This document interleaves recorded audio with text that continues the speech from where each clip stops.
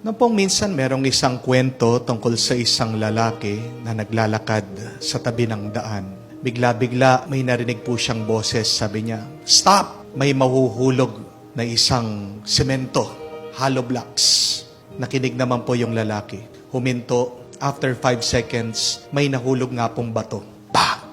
So nagpatuloy po yung lalaki sa paglalakad. At pagkatapos po ng ilang saglit, may narinig na naman po siyang boses. Sabi, "Stop! Merong aksidente. May sasakyan, nababangga." Huminto po yung lalaki at kamukha po nung sinabi ng boses, merong nga pong isang sasakyan nag-swerve at muntikan na siyang natamaan. Buti na lang huminto siya. Kung hindi, nasama po siya doon sa aksidente. At nagtatanong po itong lalaki, sabi niya, "Sino ka? Bakit pinaproteksyonan mo ako? Sino ka?" At nagsalita po yung boses, sabi niya, "Ako yung guardian angel mo. Ako yung tagapagtanggol mo." At ito pong lalaki sabi, "Guardian angel? Nasaan ka? 1 taon na. Nasaan ka na? Di sana kung nandun ka. Binigyan mo ako ng babala bago ko pinakasalan yung aking asawa," sabi. My dear friends, sometimes we ask that question to the Lord. "Lord, where are you in my suffering, in my pain? Panginoon, nasaan ka dito sa aking problema?" Tinatanong natin, "Panginoon, saan ka ngayon? Na kailangan ko ng pera. Baon na baon ako. Ilang business na ang aking pinut up, inumpisahan, palagi, nalulugi, hindi pa ako nakakabawi." Yung iba, tinatanong, "Panginoon, nasaan ka ngayon? Na meron akong sakit. Nasaan ka? Hindi ko na matiis itong aking nararamdaman sa aking pangangatawan. Nasaan ka? Ngayong ako'y nanghihina." Maaaring meron din po sa inyo nagtatanong, "Panginoon, nasaan ka? Ngayong inaabuso ako ng aking asawa. Nasaan ka? Ngayong walang pakialam ang aking asawa sa amin, sa aking mga anak.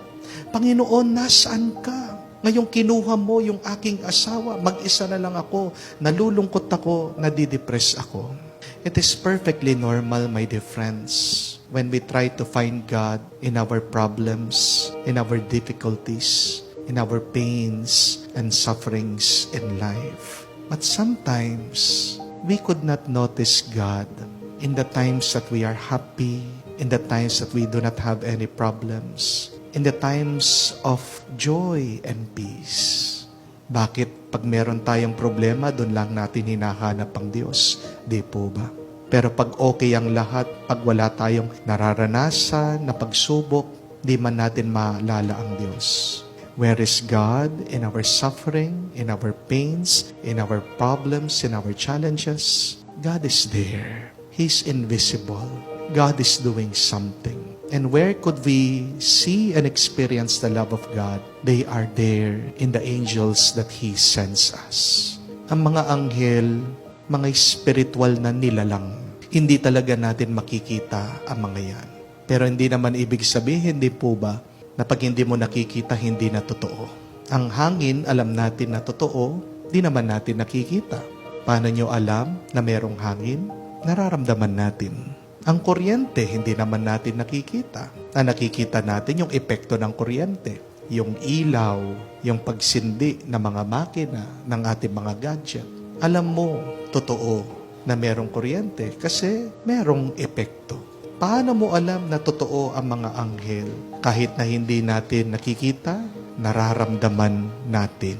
Huwag mong itatanong na saan ang Diyos sa iyong mga pagsubok. Kung ikaw ay sinusubukan, palagi kang magpasalamat sa Diyos.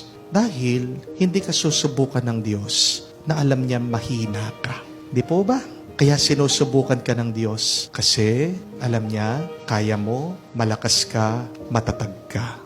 At alam din ng Diyos kung hanggang saan ang ating lakas. Kaya naman nagpapadala po ng mga tulong ang Diyos sa atin. Tanong mga tulong ng Diyos, sila mga anghel. Tayo ba ay nagpasalamat na sa Diyos sa mga napakaraming biyaya na ating tinanggap? Minsan dyan tayo nagkukulang, hindi po ba?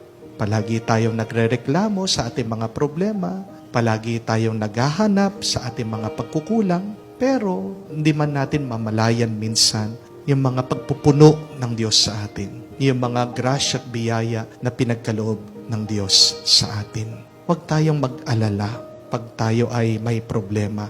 Kasi pati ang ating mga anghel na hindi nakikita, lumalaban sila para sa atin.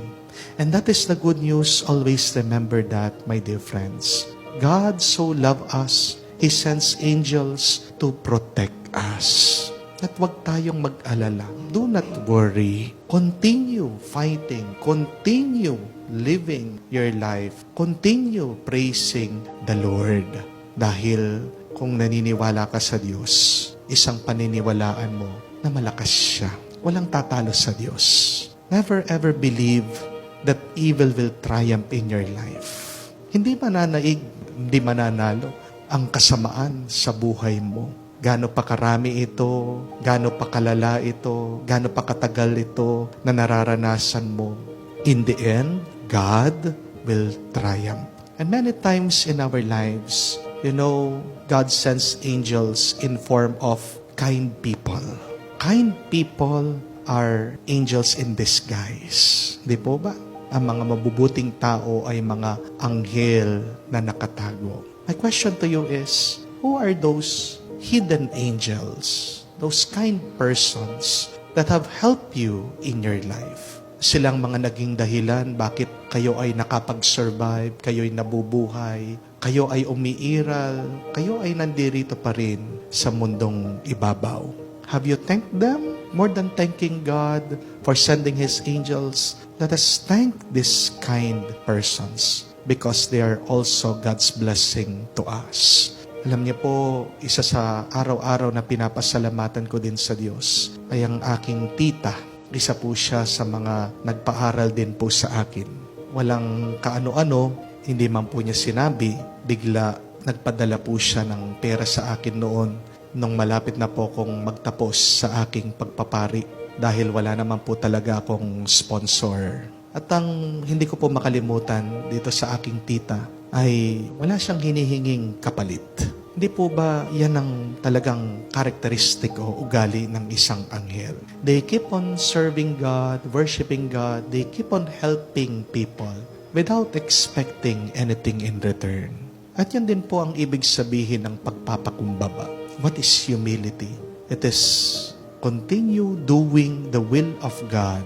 It is being able to be kind and good without expecting anything in return. That is what true humility is, which is also found in angels. Who are your hidden angels now in your life? Have you thanked God for them? Let us, in a simple way, as our gratitude, thanksgiving, isipin natin sila, pagdasal natin sila, at naway sila ay biyayaan din ng Diyos. We thank God for His angels. Though we cannot see them, we know that they are fighting an invisible battle, always protecting us.